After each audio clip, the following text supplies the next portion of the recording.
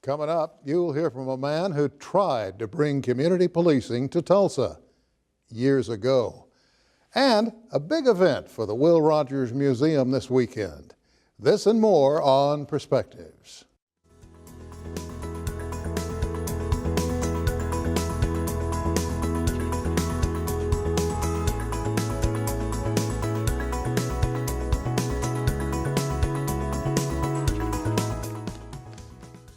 Hello, I'm Sam Jones. You know, it's always refreshing when the news of the day brings a grin or a laugh.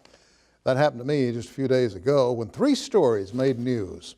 Now, just last week, police released surveillance video of a break-in at the Dollar General store on South Sheridan in Tulsa. In this video, a masked man wearing a red hoodie, just like a cape, smashed the glass in the front door and came into the store. This happened early, and the store wasn't open yet. Inside, a store employee subdued the masked man, then kicked him out of the store by way of the hole that the intruder had made in the front door in the first place. The surveillance clearly shows the employee kicking the crook through the hole that he made in the glass. Although I haven't talked with the employee, I'll bet you a burger and a beer that kick had to feel pretty good, at least to the employee. Felt good to me, and I wasn't even there.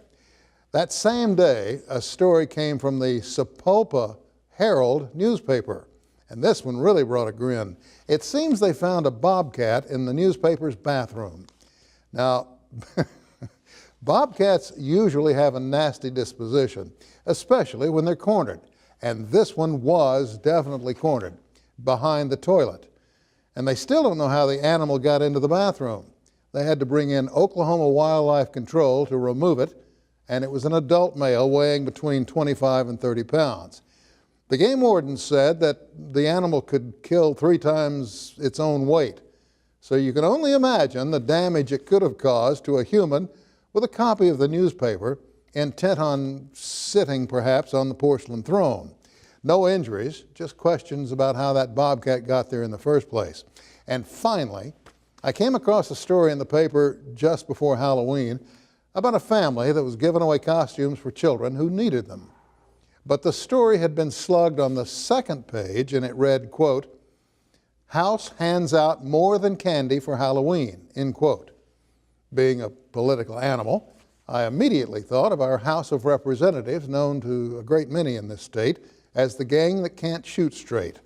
And I sort of wondered what would happen if you took the funny elements from the previous stories and applied them to the legislature. For example, next election, instead of the usual results, voters kicked the boys wearing those little aluminum hats back through the hole in the budget and brought in some folks that really care, that really want to help the people and the state instead of special interests. Or maybe we just lock the doors to the Capitol and put bobcats in all the bathrooms. Think we'd get any movement? Oh, I know it's silly, but it could be funny, especially if we told them, just do it or get.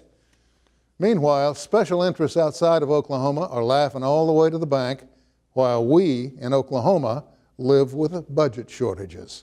And that's not funny. And that is my perspective. Up next, while he was chief of police in Tulsa, our first guest was thwarted in his attempts to bring change much needed to the city of Tulsa. More when we come back.